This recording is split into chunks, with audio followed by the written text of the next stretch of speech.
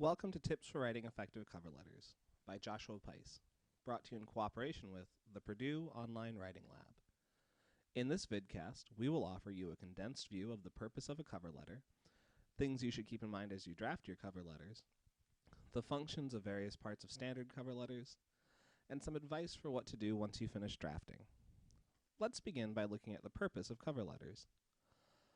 A cover letter, occasionally called an application letter, serves as your introduction to a company or organization.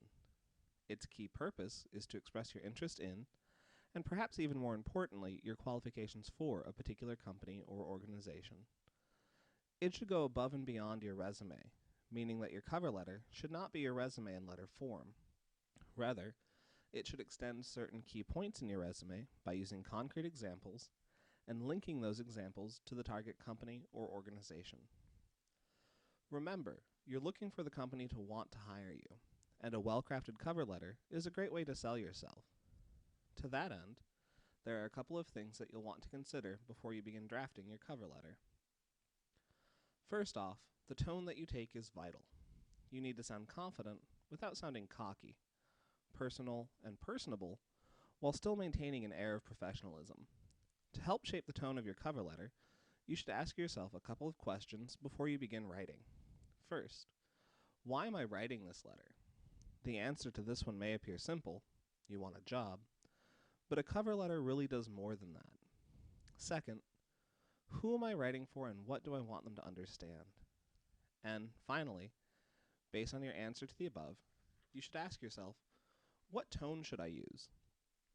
The tone that you decide to use in your cover letter is an important consideration because it shapes the way your audience views you. To that end, you'll want to take on a confident tone, but you'll want to appear courteous and sincere. This often means avoiding sounding bureaucratic or using too many business cliches. For example, don't say that you're the kind of person that likes to think outside of the box. It sounds trite and contrived.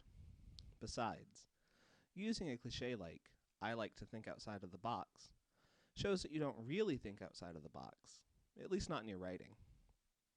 You should also place appropriate emphasis on your skills and abilities. So, if your strength is in your education, then talk about your education first. Let's say that you've only had one job. Perhaps it's not directly related to the job that you're applying for, but you're set to graduate summa cum laude. You've successfully completed advanced coursework in a particular area, and you're also highly involved in your degree program's professional organization. It may be best to put this information first in your cover letter. That way, to use a cliche, you can put your best foot forward. Also, be sure to use non-discriminatory language. So, instead of using words like chairman, use chairperson. Finally, be sure that you're writing at an appropriate level of difficulty. You don't want to sound trite and condescending to the person that you're writing to. Let's say, for example, you are applying for a job as an assistant network administrator, and you're writing a cover letter that the senior network administrator or the chief technical officer will read. These individuals are highly educated and most likely are also specialists in your field. You may not want to say something like, I also hold a CCSP certification, which, in case you're unsure, is the Cisco Certified Security Professional Certificate from Cisco Systems. This certificate is the gold standard of certification for a network security specialist. Your audience, who may have this exact same certification, or at the very least be aware of this certification, may find this language to be condescending.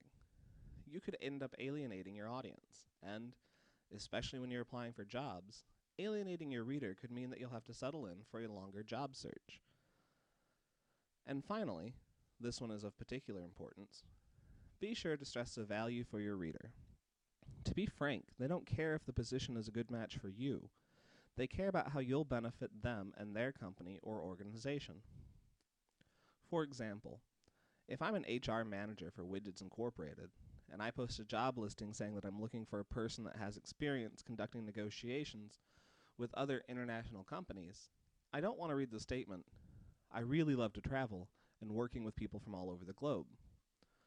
What I want to hear is, I've completed advanced coursework on international business management, and the principles that I've learned in this coursework has prepared me to handle the unique environment that I may encounter when conducting negotiations with your company's or organization's business partners. Now, all of this means that you need to keep your audience in mind. Keeping your audience in mind means two closely related things. First, don't use boilerplate cover letters. You'll most likely be applying for numerous similar positions, but with different companies or organizations. You shouldn't use the exact same cover letter for each application packet that you send out. Each cover letter should be carefully crafted and personalized to the company or organization that you're applying to. So, you should do your homework on the company or organization that you're applying to.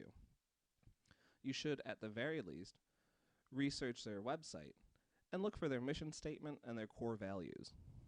If you can, try talking to someone that works for the company or organization to see what their corporate culture is like. Using terms the company or organization is familiar with may help you to personalize the cover letter even more. With this background in place, let's look at a sample cover letter to see how it works. The first thing that you should notice now that we're looking at a sample cover letter is that this cover letter has been written in a block format. That is, everything is single-spaced, except for an extra space between paragraphs.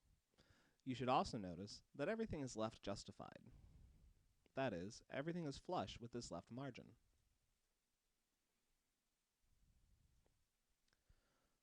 You'll notice that this cover letter begins by giving the sender's contact information. In this case, the contact information includes the person's name, mailing address, phone number, and email. While this may also appear on your resume and other application documents, you need to include it here as well. After the sender's contact information, we see the date the letter was written and the receiver's contact information. Notice here that this does not include the receiver's phone number or email address.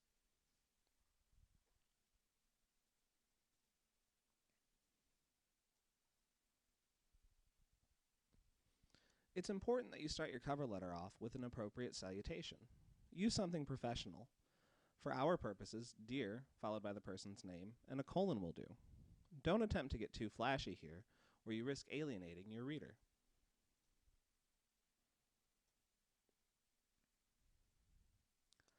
From here, let's look at the letter's first paragraph, the introduction.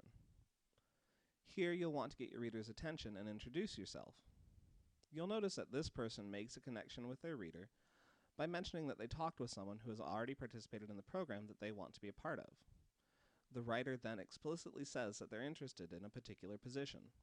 They say, after speaking with Emily Richards about her past summer in the internship program, I'm very interested in your human resources summer internship position.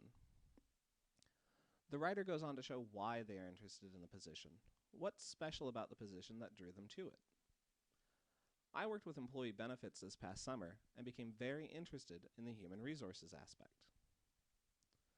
You'll notice that this introduction ends with the writer mentioning how they will help the company or organization.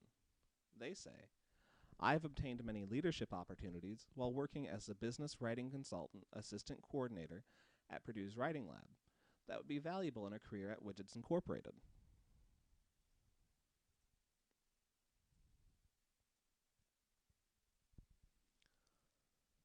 After the introduction, you'll notice that this writer goes on to talk about the skills that they possess and how these skills will benefit the target company or organization. Throughout the body of this letter, the writer provides concrete examples of their skills, like when they say, my position as a Boiler Gold Rush team member also challenged me to use my enthusiastic personality to motivate incoming freshmen to be involved in campus activities. It's important here to use concrete, specific examples, not generalizations. This person also continues to show their own interest in the company. This strategy is a particularly good one because it shows that even if you're applying to other places, this particular company or organization is the place that you want to make home.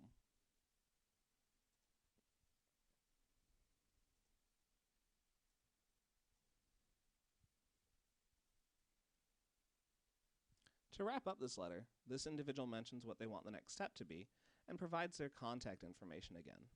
These are both effective strategies to show your dedication to the application process and to reinforce the idea that you have, and to show that you'll bring a certain energy with you should they choose to hire you.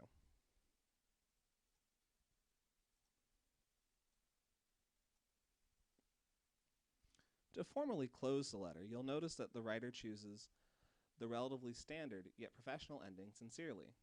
This closing is often the safest bet since you want to maintain a polite and professional tone. This writer then signs their name. Please note that after the signature block, you have some options. You could always repeat your contact information, but that's up to you. You could just sign your name and finish by referencing the other documents that you're sending along. Now, just because you've written the letter doesn't mean that you're finished. Be sure to proofread, edit, and revise the document very carefully. Your cover letter may be the only way that you have to establish an identity with and to leave a lasting impression on the person that will be reading the cover letter. The last thing that you want to do is to have them think that you're the kind of person that doesn't pay attention to details. Also, go through and make sure that you've maintained an appropriate tone throughout and that you've appealed to the company or organization's core values. Another thing to consider doing is to put it down for a few days and to come back later and look at it with a fresh pair of eyes. Along those lines, if you can get someone else to look over it for you, you may be able to get even more feedback. If you need further assistance, you should visit the Purdue Online Writing Lab and examine the information and example cover letters that they have there. Best of luck with your applications. This has been a presentation of Tips for Writing Effective Cover Letters by Joshua Peiss, brought to you in cooperation with the Purdue Online Writing Lab.